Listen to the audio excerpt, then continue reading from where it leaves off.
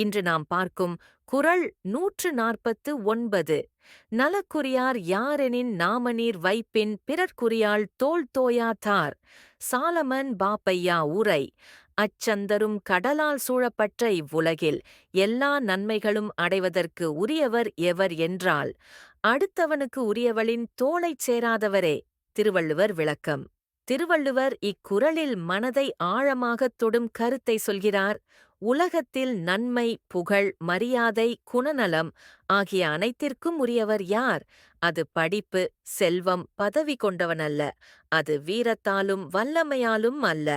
பிறர் மனைவியை ஒருபோதும் நாடாதவன் அவனே உண்மையான நலன்களின் உரிமையாளர். அவன் சமூகத்தில் மரியாதை பெறுவான். அவனை யாவரும் நன்மையுள்ளவன் எனப் பாராட்டுவார்கள். அவனின் வாழ்க்கை களங்கமின்றி காத்துக்கொள்ளப்படும். இந்த உலகில் நன்மை பெறுவதற்கான அடிப்படை ஒழுக்கம் பிறர் மனைவியை தொடாதிருத்தல் என்ற உண்மையை வள்ளுவர் வலியுறுத்துகிறார்.